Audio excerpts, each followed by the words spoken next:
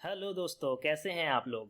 आज की इस वीडियो में हम लोग जावा स्क्रिप्ट के एक एडवांस टॉपिक को सीखेंगे जिसका नाम है एरे डीस्ट्रक्चरिंग।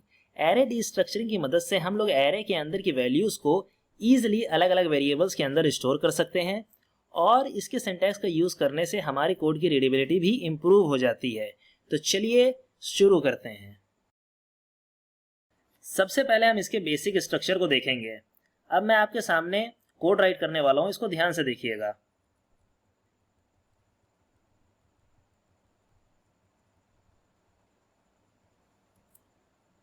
जैसा कि आपने देखा कि हमने एरे के एलिमेंट्स को कितनी आसानी से अलग अलग एलिमेंट अलग अलग वेरिएबल के अंदर स्टोर कर दिया, जिसका आउटपुट आपको यहां पर दिख रहा है। इसी के अंदर आप किसी भी एलिमेंट को स्किप कर सकते हैं। फॉर एग्जांपल मैं यहां से बी को रिमूव कर देता हूं। अब देखिए कंसोल डॉट लॉग में हमारे पास ए और सी की वैल्यू सिर्फ प्रिंट हो रही है और बी स्किप हो गया है। कभी कभी क्या होता है कि किसी एरे के अंदर के एलिमेंट के अंदर की वैल्यू अनडिफाइन होती है या फिर वो एलिमेंट एग्जिस्ट ही नहीं करता है। ऐसी सिचुएशन में आप क्या कर सकते हैं, ऐसी सिचुएशन में आप वेरिएबल्स के डिफॉल्ट वैल्यू को सेट कर सकते हैं। तो मैं सबसे पहले सारे कोड को रिमूव करता हूं और फिर आप देखिएगा मैं कैसे डिफॉल्ट वैल्यू सेट कर रहा हूं। मैंने लिखा कॉन्स्ट, यहाँ पे मैंने लिखा ए की डिफॉल्ट वैल्यू हो गई 1, बी की डिफॉल्ट वैल्यू हो गई 2 और सी की डिफॉल्ट वैल्यू हो गई 3। और यहाँ पे मैं एक एरे डिफाइन कर देता हूँ जिससे मैं एरे कोई वैल्यू को चेंज करता हूँ। फॉर एग्जांपल 12 और बी की वैल्यू को मैं स्किप कर देता हूँ और सी की वैल्यू को मैं रख देता हूँ 22। अब यहाँ पर आइए CLG A, CLG B, CLG C।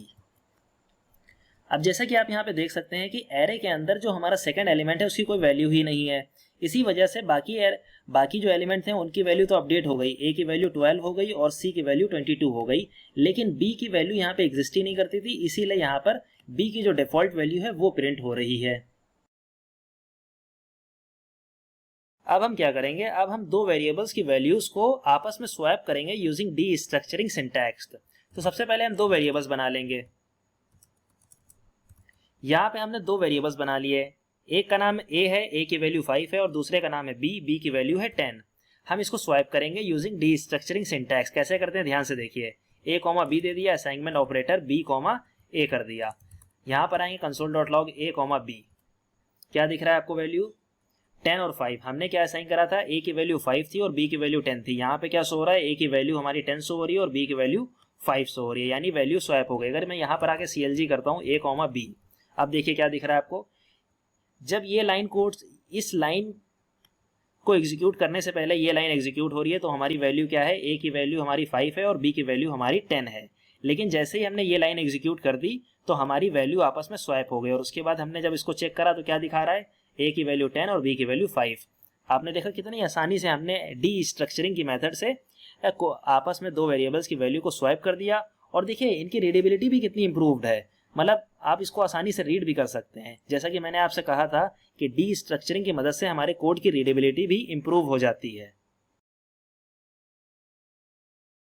कभी कभी क्या होता है, कुछ फंक्शंस होते हैं वो एरेज को रिटर्न करते हैं, तो हम डी स्ट्रक्चरिंग की मदद से उनकी वैल्यूज को भी अनपैक कर सकते हैं और अलग अलग वेरिएबल्स के अंदर उन वैल्यूज को स्टोर कर सकते हैं। मैं कोड राइट करने जा रहा हूँ, ध्यान से देखिए। मैं एक फंक्शन बनाऊंगा जिसका नाम दूंगा गेट वैल्यू और इसके अंदर मैं क्या करूंगा, मैं रिटर्न करा दूंगा किसको, एरे को 1 2 3। एग्जाम्पल के तौर पर छोटा सा एरे रिटर्न करा रहा हूं मैं। अब इसकी वैल्यू को मुझे अनपैक करना है और अलग अलग वेरिएबल के अंदर स्टोर करना है, तो मैं क्या करूंगा, डी स्ट्रक्चरिंग सिंटैक्स लिखूंगा A B C। यहाँ पे A B C की जगह आप कोई भी नाम दे सकते हैं और फंक्शन को कॉल कर दूंगा। फंक्शन को कॉल करने का मतलब है ये रिटर्न करेगा एरे और एरे रिटर्न करेगा, तो एरे डी स्ट्रक्चरिंग हमने यहाँ पे लिखा हुआ है। तो A के अंदर पहले इंडेक्स की वैल्यू चली जाएगी, B के अंदर दूसरे इंडेक्स की वैल्यू चली जाएगी, C के अंदर तीसरे इंडेक्स की वैल्यू चली जाएगी। चेक करना है, चलिए चेक कर लेते हैं। A B C, रिलोड करा, यहाँ पे देखिए रिलोड हुआ और यहाँ पे क्या आया 1 2 3। A की वैल्यू 1, 2 B की वैल्यू 2 और C की वैल्यू 3 आ गई। तो इस तरीके से हम फंक्शन की वैल्यू को भी अनपैक करके अलग अलग वेरिएबल्स के अंदर स्टोर कर सकते हैं। अब हम लोग रेस्ट पैरामीटर समझेंगे। तो सबसे पहले मैं आपको रेस्ट पैरामीटर का यूज केस बताता हूँ। सपोज करिए आपके पास एरे है और उसके अंदर कई सारे एलिमेंट्स हैं, लेकिन आप चाहते हैं कि स्टार्टिंग के जो दो एलिमेंट हैं उनकी वैल्यू किसी वेरिएबल के अंदर स्टोर हो जाए और बाकी सारे के सारे जो एलिमेंट्स हैं उनकी वैल्यू किसी एरे के अंदर स्टोर हो जाए। तो ऐसी सिचुएशन में आप रेस्ट पैरामीटर का यूज़ करेंगे। तो चलिए मैं कोड करता हूँ और आप उसको ध्यान से देखिएगा। मैं क्या करता हूँ, मैं एक कॉन्स बनाता हूँ, अभी मैं इसको एम्प्टी रखता हूँ और मैं यहाँ पे एक एरे बनाने वाला हूँ जिसके अंदर मैं कई सारे एलिमेंट्स लिखने वाला हूँ, 1 2 3 4 5 6 7 8। तो 8 तक मैंने यहाँ पे एलिमेंट्स लिख दिए हैं। मैं क्या चाह रहा हूँ कि शुरुआत के 2 एलिमेंट की वैल्यू किस में चली जाए, ए और बी में चली जाए, और बाकी के जो 3 से लेकर 8 तक के जो एलिमेंट्स हैं वो किसी एरे के अंदर चले जाएं। तो रेस्ट पैरामीटर को ध्यान से समझिएगा। आप देंगे यहाँ पे 3 डॉट देना कंपलसरी है। उसके बाद आप कोई भी नाम दे सकते हैं। फॉर एग्जांपल यहाँ पे रेस्ट दे दीजिए, एक्स दे दीजिए, हेलो दे दीजिए। तो मैं यहाँ हेलो देता हूँ सिर्फ समझाने के लिए कि आप कोई भी नाम दे सकते हैं। अब मैं इसको CLG करता हूँ यानी console.log करता हूँ। तो मैंने ए लिखा, मैंने बी लिखा और मैंने यहाँ पे लिखा हेलो। मैं इसको सेव करता हूँ, यहाँ पे रिलोड होगा। देखिए ए के अंदर क्या आया 1, बी के अंदर क्या आया 2 और जो हमारा हेलो था उसके अंदर क्या आया 3 4 5 6 7 8 और ये एक एरे की फॉर्मेट में है।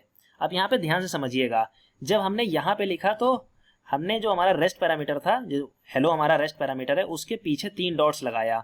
लेकिन जब यहाँ पे इसको प्रिंट करना था तो उसके पीछे 3 डॉट्स नहीं लगाया जाता है, इसीलिए हमने नहीं लगाया। आपको समझ में आ गया होगा प्रैक्टिकल। चलिए आगे बढ़ते हैं। अब हम देखेंगे कि नेस्टेड एरे की डिस्ट्रक्चरिंग हम कैसे करते हैं। ये देखिए दिखने में आपको मुश्किल लग सकता है लेकिन होता बहुत आसान है, बस आपको इसके सिंटैक्स को समझना है। तो सबसे पहले मैं एक काम करता हूँ, यहाँ पे एक एम्प्टी एरे बना लेता हूँ और मुझे एक एरे बनाना है 1 और यहाँ पे 2 और 3 की जगह मैं एक नेस्टेड एरे बनाऊंगा। सॉरी, हाँ 2 और 3 दे दिया। तो अब ये क्या बन गया हमारा नेस्टेड एरे। अब इसको ही अगर मुझे डिस्ट्रक्चरिंग करनी है और वेरिएबल्स के अंदर वैल्यूज को स्टोर कराना है तो कैसे करूंगा। सिंपल, 1 हमारा जो डायरेक्टली बाहर है तो यहाँ पे क्या कर दूंगा, ए लिख दूंगा। 2 और 3 हमारा एक और एरे के अंदर है तो यहाँ मैं काम करूंगा, एक और एरे बना लूंगा और बी और सी कर दूंगा। बस इतना सा काम था। इसको चेक कर लीजिए, ए लिख दीजिए, console.log में बी लिख दीजिए, console.log में सी लिख दीजिए। इसको सेव करिए, ब्राउजर ऑटोमेटिकली रिलोड हो जाएगा। यहाँ पे देखिए 1 2 3 आपको दिख रहा है। वैल्यू चेंज कर लीजिए, 22 कर लीजिए, 33 कर लीजिए और एक बार और सेव कर लीजिए, रिलोड करिए। देखिए ए के अंदर हमारा क्या है 1 है, 2 के अंदर, बी के अंदर हमारा क्या है 22 और सी के अंदर हमारा 33 है। बस आपको सिंटैक्स को समझना है।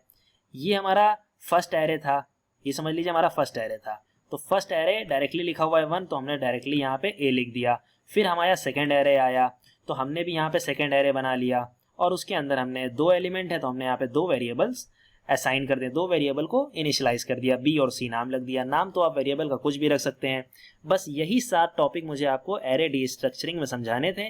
अगर ये 7 टॉपिक आपको समझ में आ गए हों तो आप वीडियो को लाइक जरूर करिएगा। अगर नहीं समझ में आया तो एक बार वीडियो को फिर से देख लेना यार। कभी कदार क्या होता है कि एक बार में सब कुछ समझ में नहीं आता, लेकिन आप दोबारा या तिबारा वीडियोस को देखते हैं तो आपको समझ में आ जाता है।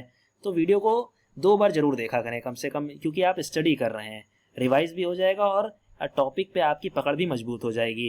तो दोस्तों यहीं पे मैं वीडियो को रैप करता हूँ। थैंक यू सो मच, आपने वीडियो को कंप्लीट देखा। चैनल को सब्सक्राइब कर दीजिएगा। हम लोग मिलते हैं अगली वीडियो के अंदर।